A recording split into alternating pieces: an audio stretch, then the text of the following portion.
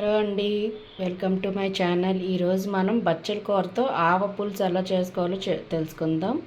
దానికి కావాల్సిన పదార్థాలు: బచ్చల కూర, పచ్చిమిరపకాయలు, చింతపండు పులుసు, ఆవపొడి, ఉప్పు, పోపు దినుసుల్లో ఆవాలు, మెంతులు, ఎండుమిర్చి. మళ్ళీ చెప్తున్నానండి: బచ్చల కూర, పచ్చిమిరపకాయలు, చింతపండు పులుసు, ఆవపొడి, సాల్ట్, పోపు దినుసులు. ఫస్ట్ మనం ఈ చింతపండు పులుసుని స్టవ్ వెలిగించి పెట్టుకుందామండి.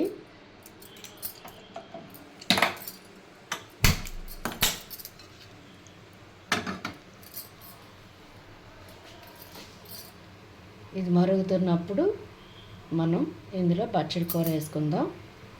చింతపండు పులుసు మరుగుతున్నప్పుడు వేసుకోవాలి బచ్చల కూర. పులుసు మరుగుతుందండి, మనం బచ్చలాకు వేసుకుందాం. ఇందులో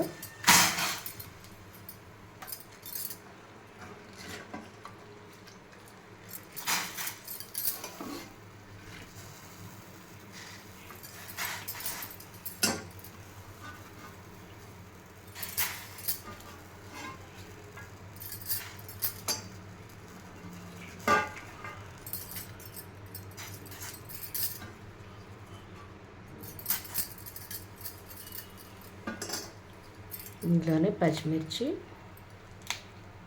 ఇంతవరకు కుక్కర్లేదు, ఇలాగే వేసేస్తున్నాను చిక్కేసి నేను.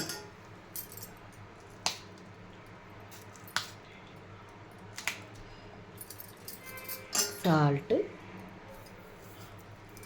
దీనికి ఇంకోటి ఏంటంటే బియ్యం పిండి కూడా కావాలండి, నేను మర్చిపోయాను అందులో చెప్పడం. బియ్యం పిండి కూడా ఒక 2 టేబుల్ స్పూన్లు కావాలి. ఇది ఒకసారి మరగనిద్దామండి. చూసారు కదండి, బచ్చల కూర బాగా ఉడికిపోయింది.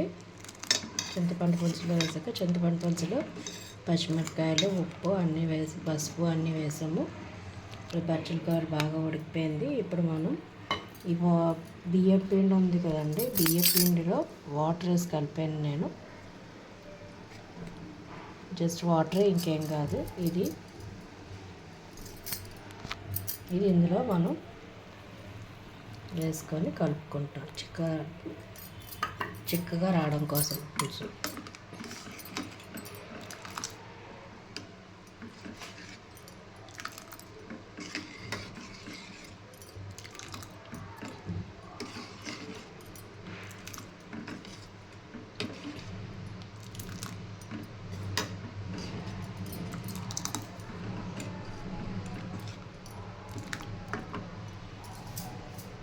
ఇంకా కొంచెం టేస్టీగా కావాలనుకున్న వాడు కొద్దిగా బెల్లం కూడా యాడ్ చేసుకోవచ్చు, బాగుంటుంది.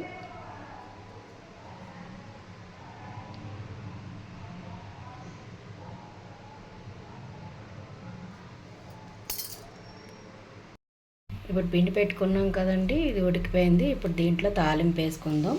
తాలింపు వేడి చేస్తున్నాను నేను. ఆవాలు, మెంతులు, ఇంగువ, ఎండుమిర్చి.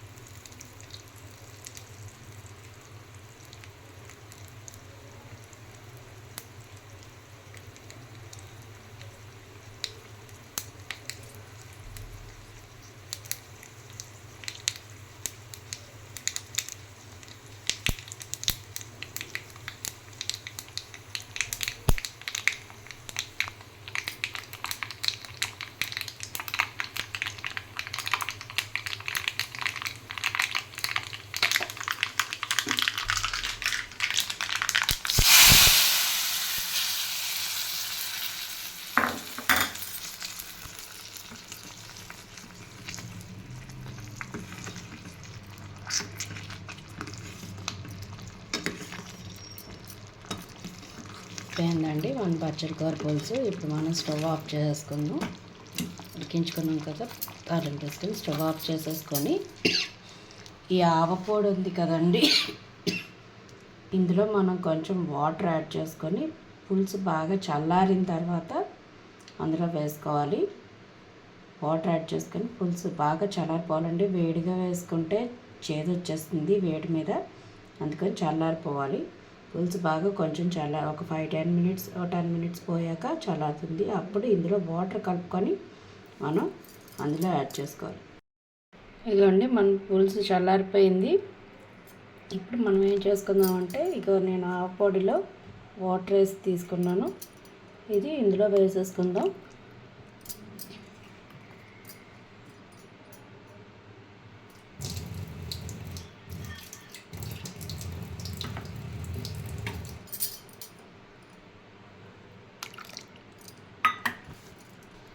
వేసుకొని కలిపేసుకుందాం.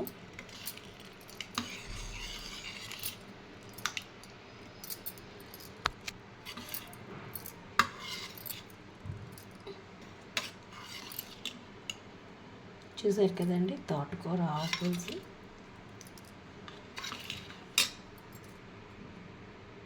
ఎంత బాగుందో. ఇదే సేమ్ రెసిపీ మీరు తోటకూరతో కూడా ట్రై చేయొచ్చండి. బచ్చల కూర ఆవు పులుసు నేను చెప్పాను. ఇప్పుడు తోటకూరతో కూడా మీరు ఇట్లాగే ఆవు పులుసు చేసుకోవచ్చు. సేమ్ ఇలాగేనండి ప్రాసెస్ అంతాను. ఇంకోసారి ఎప్పుడైనా మీకు నెక్స్ట్ ఎపిసోడ్లో చెప్తాను. ఈ వీడియో కనుక మీకు నచ్చినట్టయితే లైక్ చేయండి, షేర్ చేయండి, సబ్స్క్రైబ్ చేయండి. మళ్ళీ ఇంకో రెసిపీతో మీ ముందు ఉంటాను. బాయ్ అండి, మీ కమలా సురేష్.